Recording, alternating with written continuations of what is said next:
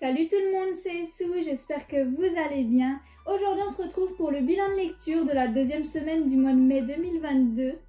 Et cette semaine, j'ai lu 24 mangas, mais attention, j'ai que 2 œuvres à vous présenter. J'ai lu une intégrale en 21 tomes et les 3 premiers tomes d'une autre œuvre. On va commencer tout de suite du coup avec les tomes 1 à 3 de L'Enfant et le Maudit. Je vous montre les covers rapidement. Qui sont vraiment jolis, simples mais très jolis. Je vous mets le résumé du tome juste ici. C'est édité chez Komiku le 9 mars 2017. C'est un shonen et c'est terminé en 11 tomes. Et autant vous dire que je vais me dépêcher de terminer cette œuvre parce que j'ai été totalement conquis par ces 3 premiers tomes. Je trouve que l'univers qui en dégage est très onirique, très spécial. On est plongé dans cet univers original et juste incroyable et on n'a pas envie d'en ressortir en fait. On s'attache très vite au personnage du coup de Shiva et le professeur, donc ce personnage qui est aussi appelé un maudit.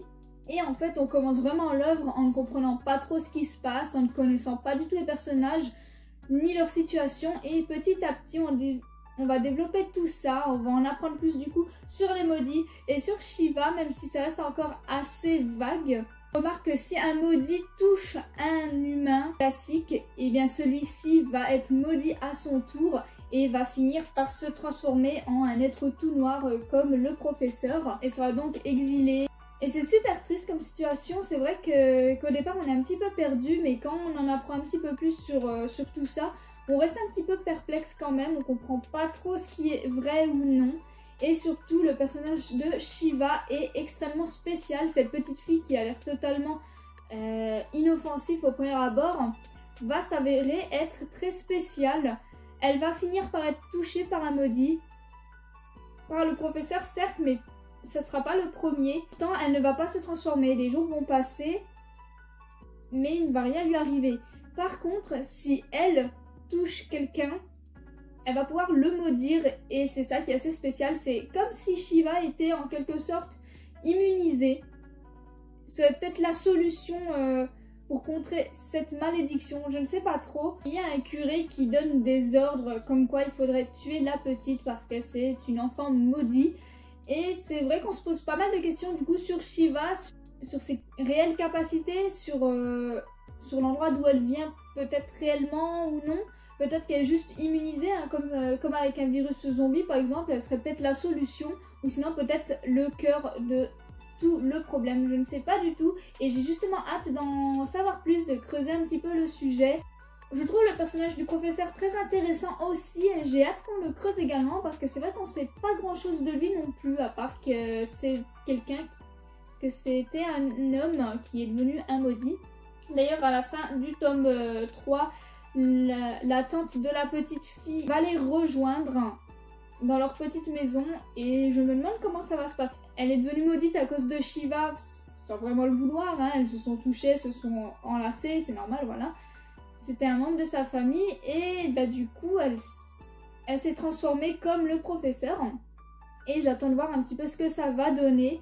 Si elle va rester avec eux ou pas, s'ils vont survivre et comment tout ça va se terminer, s'ils vont réussir à protéger Shiva et est-ce qu'on va en savoir plus, parce que c'est vrai que ça reste quand même assez flou. En tout cas l'univers est incroyable, les personnages sont tout de suite très attachants, c'est très spécial en fait comme lecture mais c'est très agréable. Et les dessins, et bien écoutez, ils sont très spéciaux, mais j'aime beaucoup. C'est fin, c'est spécial, c'est sombre et en même temps lumineux. En tout cas, j'espère de tout cœur qu'ils arriveront à lever la malédiction si c'est possible. Je vais vite finir cette série parce qu'elle est maintenant terminée et j'ai très hâte de la compléter et de savoir le fin mot de l'histoire. Et pour terminer avec ce bilan de lecture de la semaine, du coup l'intégrale que j'ai lue c'est Lady and Butler, hein, c'est galère de vous montrer tout ça. Donc je vais vous montrer les covers rapidement. Je les trouve plutôt jolies personnellement.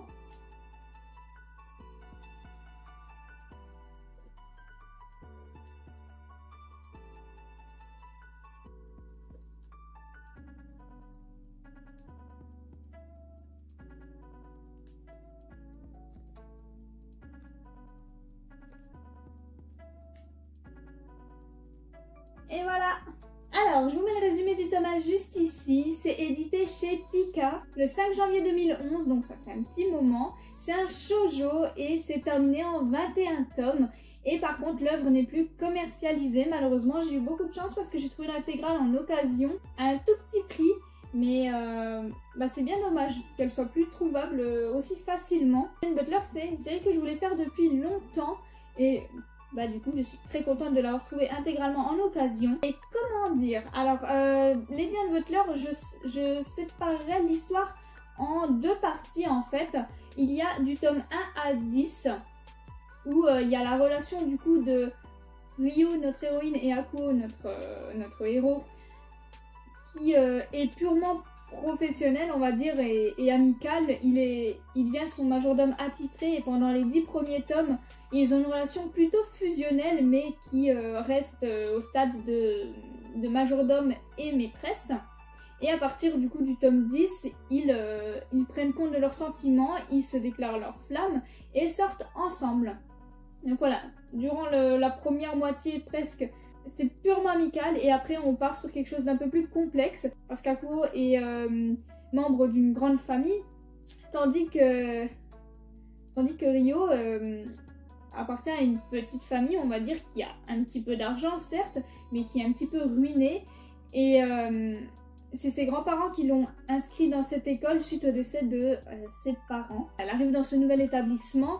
Elle connaît personne et elle va tenter de se faire des amis. Et elle va tout de suite s'entendre avec Akuo et ses deux acolytes, ses deux amis d'enfance. Et franchement, c'est pas mal. On passe un bon moment. Alors voilà, l'œuvre date de 2011, donc on pourrait lui reprocher le fait que ça soit un petit peu trop cliché à certains moments et trop classique, mais l'œuvre date de 2011. Donc à ce moment-là, c'était peut-être pas aussi choquant que maintenant. Même si ça se laisse lire totalement facilement, hein. C'est très agréable. Les personnages sont très attachants. Ryo est vraiment une héroïne qui a ce petit caractère qui la différencie des autres.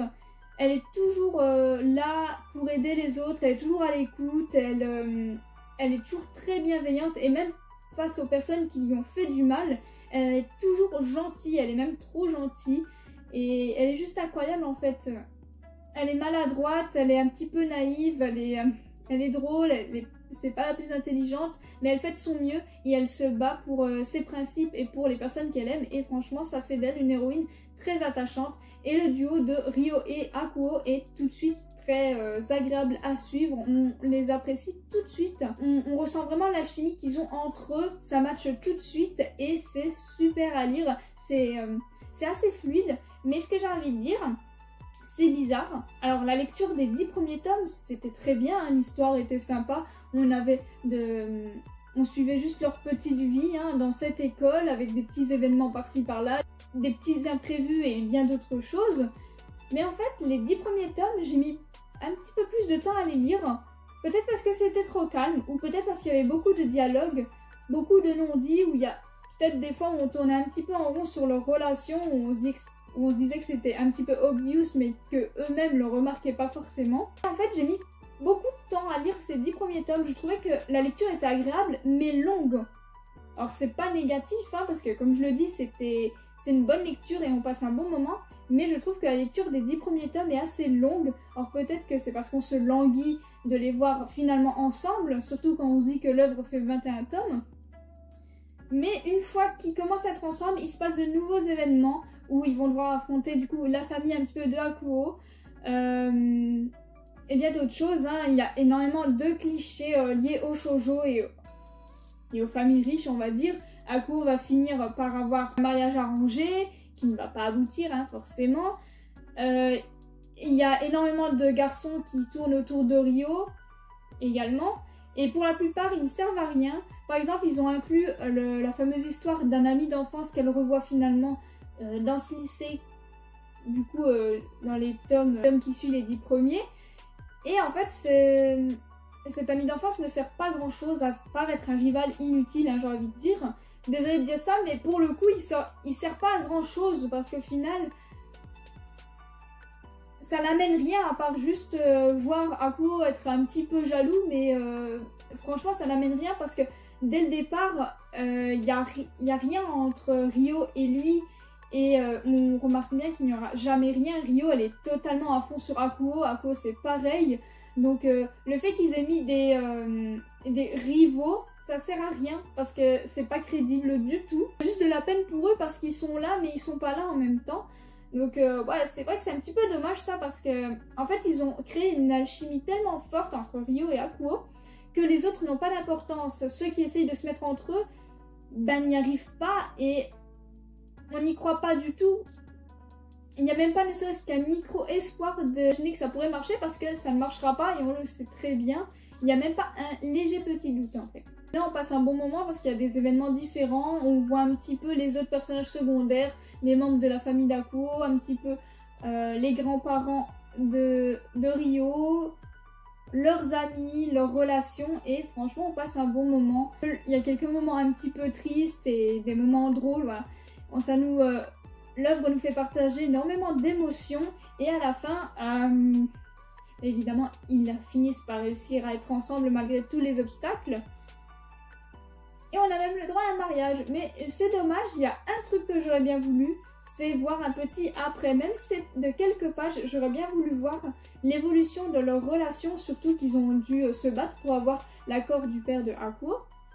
Parce qu'il était contre cette relation et ça a été très compliqué. Donc j'aurais vraiment voulu voir un petit après, c'est le petit truc que je trouve dommage et que je reproche un peu. Parce qu'à côté ils nous ont précipité le coup du mariage pour se dire allez dans la dernière page on a un mariage. C'était cool mais ça sentait que c'était vraiment le mariage qui est là pour bien dire regardez ils sont heureux, ils vont avoir des gosses et c'est très bien. Donc c'est un petit peu dommage, j'aurais vraiment voulu avoir plutôt des pages nous montrant un petit peu leur futur. Mais c'est pas grave. On peut pas tout avoir, malgré tout on passe un bon moment, on s'attache à vraiment pas mal de personnages et on est énervé par certains qui ne savent pas grand chose, mais ça n'empêche rien l'œuvre d'être divertissante et j'ai passé un très très bon moment, d'autant plus que les dessins sont très agréables.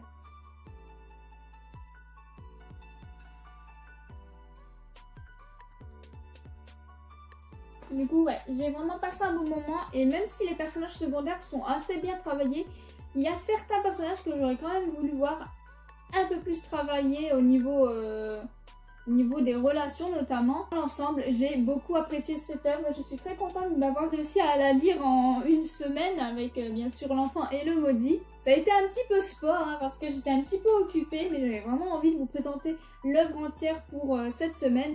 Et du coup, à côté, j'ai pas d'autre chose à vous présenter mais après tout, j'ai quand même lu... 24 tomes, donc c'est très bien. En tout cas, j'espère que la vidéo vous a plu. N'hésitez pas à me dire vos lectures de la semaine et si on a des lectures en commun ou non. Vous pouvez également me suivre sur Instagram pour suivre toutes mes reviews sur tous les mangas que je présente chaque jour ou presque.